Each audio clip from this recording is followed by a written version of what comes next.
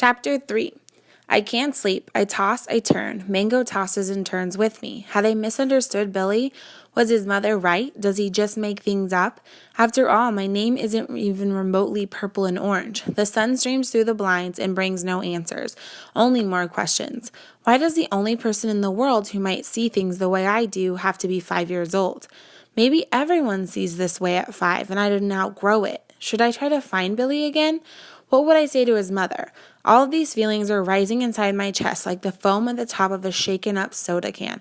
Bubble, bubble, gurgle. I give up on the idea of sleeping and decide to rescue my painting before anyone else wakes up.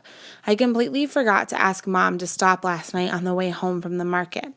The grass is still covered with dew, so I have to be careful not to slip. When I reach the cemetery, I stop short and slide about a foot. I'm not alone. I forgot that Jenna and her father come every Wednesday morning. Right now they're talking to Mrs. Roth, whose family lives on the other side of the valley. The Roths have lived here since the 1800s, and half of the tombstones in the cemetery belong to their ancestors.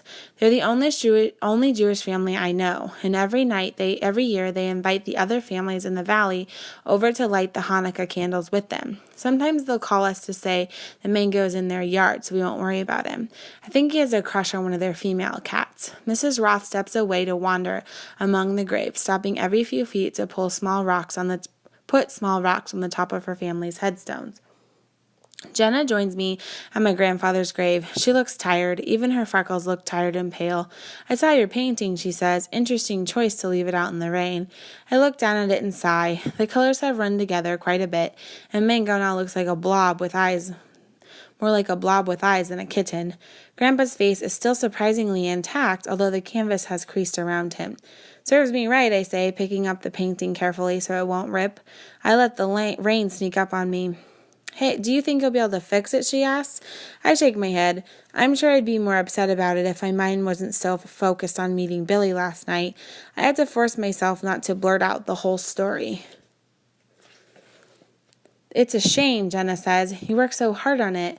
It looks like it was really good. Is that a rat on your grandfather's shoulder? Why would I paint a rat on my grandfather's shoulder? How would I know? Maybe he likes rats. It's not a rat, Jenna. It's Mango as a kitten. Oh, she says, trying not to smile. Sorry about that.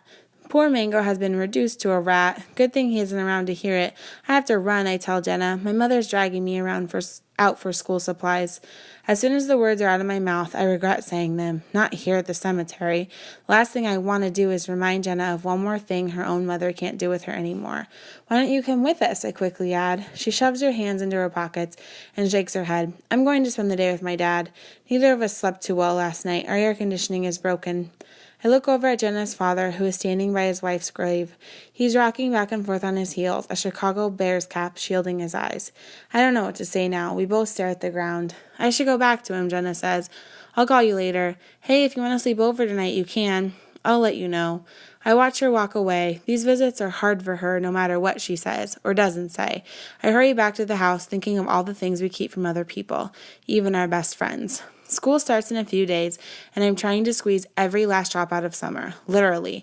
I'm squeezing lemons for the lemonade stand Zach and I set up on our street corner. Why don't you just use lemonade mix like everyone else? Beth asks as she passes through the kitchen and into the pantry. She returns with a few sandwich bags and a magic marker. This is a quality establishment, Zach replies, carefully stirring in the sugar with a long spoon. What are the bags for? I ask as Beth lays them flat on the counter. Zach stops stirring to listen. If you must know, I'm sorting herbs for a big project I'm working on. Zach and I raise our eyebrows at each other. If you turn me into a frog, I'm telling Mom and Dad, Zach says, holding the spoon in front of him like a sword. Beth grunts and turns her back on us. We continue making the lemonade and leave her to her sorcery. When we are alone again, I ask Zach, does the yellow of this lemon remind you of anything? Huh? Like what? Oh, I don't know, like the letter A or the number 4. He stops mid-stir. What are you talking about? Never mind. He stares at me as if I'm crazy, but cuts the next lemon and starts squeezing. I just had to make sure. 3 hours later, we return to our kitchen. We're hot, sunburned, and only $4 richer. Mom reminds me that we have to leave for Mango's vet appointment in 15 minutes. It takes 10 minutes just to find him hiding under my bed. He pretends not to understand me, When I explain that the visit is only a routine checkup, I finally spray him with water, and he runs right into the cardboard cat carrier with a picture of a kitten in a spaceship on the side. He no longer gets sick in the car. Instead, he complains loudly the whole way into town. Each high-pitched meow sends sun-kissed orange coils dancing in front of me, but I don't mind. As my mother drives past the supermarket, I think of Billy again. Maybe I should go to the store and ask the clerk if she remembers the Henkel family. Would it do any good? The fact that he might be crazy doesn't make me any less crazy. The noise from the vet's crowded waiting room pours out into the street. As I push open the glass door, a tiny dog with a pushed-in face yips at me in black streaks. 3 cats hiss from the relative safety of their cages. I put Mango's carrier on my lap to comfort him. He pokes his nose through one of the round holes on the top, and I pet it while we wait to be called. After signing in, Mom sits down next to me, her nose crinkling up at the smell that's always filling the vet's waiting room. The front door opens, and a boy from school named Roger Carson walks in. He's leading a golden retriever on a tattered leash while his parents follow behind. I don't know him very well, but all during grammar school he wore 2 different colored socks. I glance down at his feet. Both of his socks are white today. He doesn't notice me. He won't take his eyes off his dog. The dog looks really old. It can barely hold up his head. The Carsons gather around their dog, petting it, not looking at any of us. I notice that Roger and his parents and the dogs all have various shades of blonde hair. I've heard that pets often look like their owners. I glance at Mango and decide that theory must not be true with cats, since my hair is neither gray nor white. In a flurry of activity, the vet's assistant comes out and ushers Roger's family into the examining room ahead of all the other people who are waiting. Roger's dad asks Roger if he's sure he wants to be here. Roger nods without lifting his head, and the door closes behind them. A minute later, I hear whimpering and a bright blue wail. The whimpering is the dog. The wail is Roger. "You said it wouldn't hurt him," he cries, loud enough for all of us to hear. "But he's in pain. He's twitching. You said he'd just go to sleep and not feel anything." "He's only responding to the needle going in," Roger's father said, his deep voice coming through the wall. The vet adds something in a soothing voice, but I can't make out her words. Roger's sobs, however, are loud and clear and as blue as a swimming pool. I hug Mango's box tighter, horrified. My breath catches in my throat. All the people in the waiting room draw their pets closer, too. My mother reaches out and puts her hand on mine. I close my eyes. Spirits of dog heaven, I offer the soul of Roger's yellow dog, a good dog and much loved. We sit without moving until Roger and his parents come out of the room, their faces wet and red and puffy. No dog. Roger clutches the empty leash in a tight ball. He notices me this time, and his eyes widen. I open my mouth to say something, but can't find the words. He gives me a small nod, like he knows I'm trying to say, "Oh my God." My throat feels all closed up. My mother and I don't talk much on the way home. Mango was very brave when he got his shots. The doctor seemed a little concerned that he was still wheezing. She gave me a new kind of medicine to give him each night that would strengthen his lungs. She warned me it might make him tired. That dog was very old, my mother says, breaking the silence between us, and probably very sick. "I know," I say, picturing the empty leash as the town fades into country outside the car window. "But still, I know," she says. On Monday, when the school bus pulls up in front of Harrison Middle School, I pray that the first day of school has been canceled because of an earthquake, tidal wave, or avalanche. I'd take any of those. I'm supposed to be one of the big shots this year. The 8th graders rule the school. But I don't want to rule the school, anybody, and I definitely don't want to take pre-algebra and Spanish.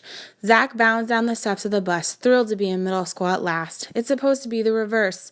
I'm the one who's supposed to be excited to be in the highest grade, and Zach's the one who's supposed to be cowering in his seat. I glare at his back as I grudgingly follow him off the bus. Jenna and I stand at the bottom of the school steps watching everyone else check each other out.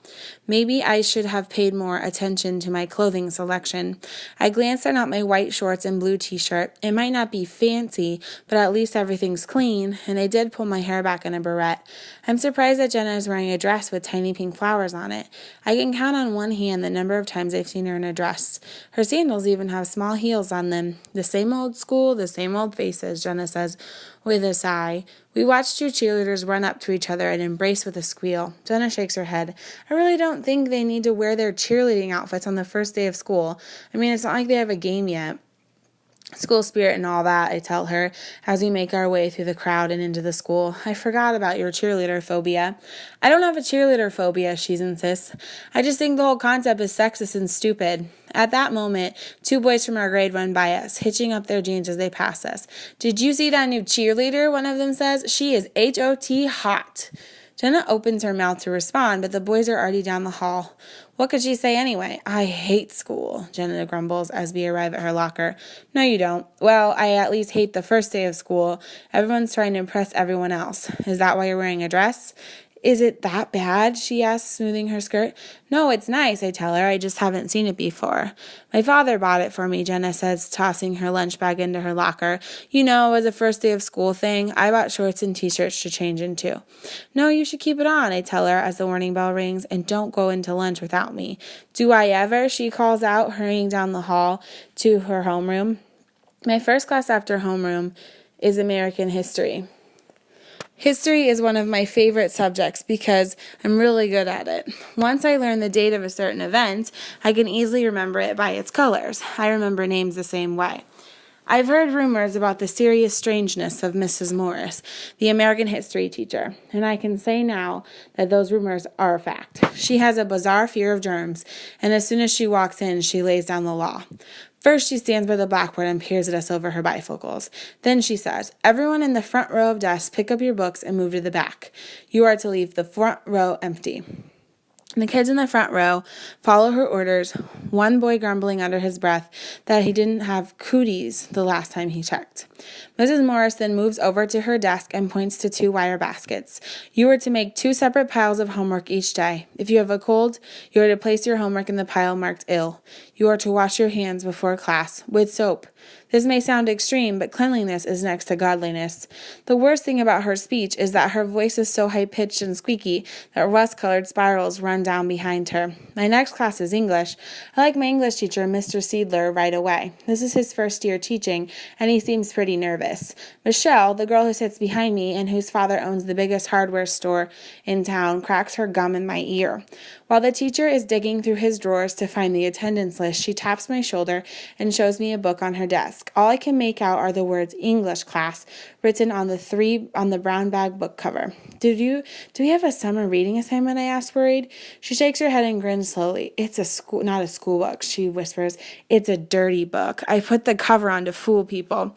Relieved, I say, how nice for you, and turn back around in my seat. Note to self, don't ask Michelle to be a study partner. The teacher has us all file up to his desk to pick up the first book on our reading list, Lord of the Flies. Why he'd want us to read a book about flies is beyond me. At lunch, a group of boys dare each other to eat the most disgusting combination of cafeteria food. After that, one of them swallows a dime and has to be taken to the school nurse. Jenna and I sit with the same group of girls we've been eating with since 4th grade. Kimberly and Molly, who are best friends but very competitive with each other, and Sarah, who is quiet and very serious. As usual, Sarah has her nose buried in a book when we sit down. Kimberly is talking about how she got moved into the honors math class, and how next year in high school she's going to be ahead of all the other 9th graders.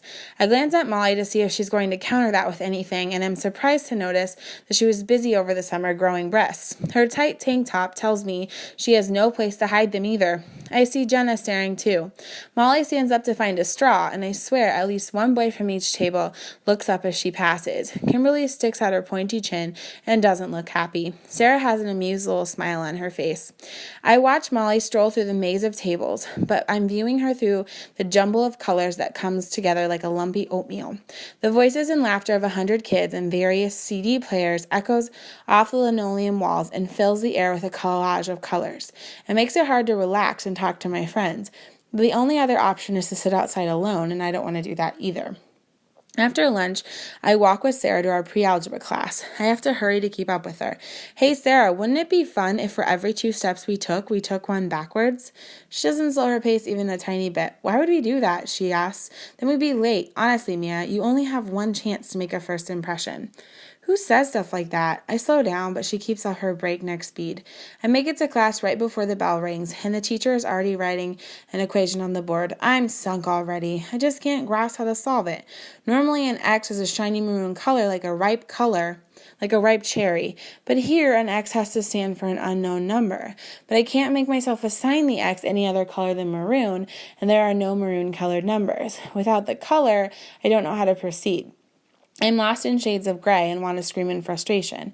As I pretend to work on the problem in my notebook, all I write is X equals help, while all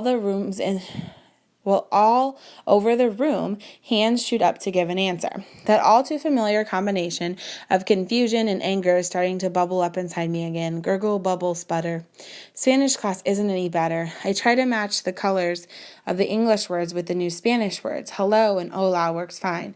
Mother and madre is a bit of a stretch, but it's close enough that I can remember it. Boy and chico doesn't work at all. Neither does girl and chica, good and bueno, adios and goodbye to the honor roll. At least I know that one.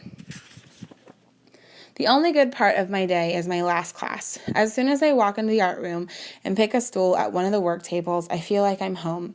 All of the art students had to be approved by the teacher before they could get into the class, just like last year and the year before. The same kids always make it. While I'm looking around the room, a young woman walks in carrying huge piles of books in her arm. She tells us to call her Karen, just Karen, a smooth plum-colored name with little yellow specks.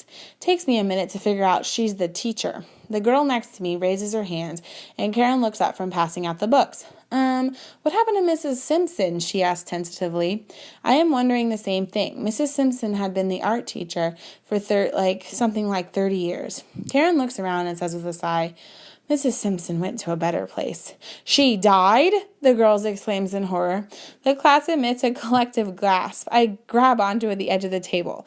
Karen shakes her head. Oh, no. She went to the high school. She teaches there now. My teaching methods are a little different from hers, but I have a feeling you'll enjoy yourselves. Now everyone lets out a sigh of relief. I think Mrs. Simpson will be happier at the high school. She was always muttering about middle school hormones running amok, although I would think high school hormones would be even worse. Karen tells us to look through the new art book and pick an artist whose style we want to imitate. She says we'll learn a lot about our own style by studying others. I like to think I have a style already, but I guess it couldn't hurt to study someone else's. I flip through the pages, but nothing jumps out at me. When school is over, I meet Jenna at her locker, the same as I've done every day after school since we were old enough to have lockers. She's still in the dress, but she's wearing her sneakers from gym instead of the sandals. This has got to go, she says. In one motion, she rips out the poster that has been inside her locker door for 2 years. Boy bands are so over. What was I thinking? We pass my history classroom, and Jenna ducks in and throws the crumpled paper in a garbage can. A plan forms in my head. I lean close and whisper to her, PIC mission. She nods and awaits instructions. You wait here at the door, I tell her. Drop your book bag if someone's coming. Okay, but hurry. I don't want to miss the first day of school. I look both ways, dash into the room, and head straight for the teacher's desk. In one swift maneuver, I switch the sick and healthy baskets. Mission accomplished, I announce upon my return. We turn and run outside to where the buses pick us up. We figure out which is ours, and Jenna gets on first. When I reach the top stair, I hear a small voice yell out, Hi, Mia! I turn around in time to see Billy, Hankel, waving excitedly from the window of a passing car. He must have an older brother or sister in middle school. By the time I collect my senses to wave back, the bus driver has shut the door behind me. Jenna picks a seat in the back, and I slide in after her. I have a hard time paying attention to what she's saying. It would be easier to pretend I never met Billy and to forget about my colors. As the bus rolls out into the country, I decide to try. I'm going to be so normal that when people look up normal in the dictionary, my name will be there.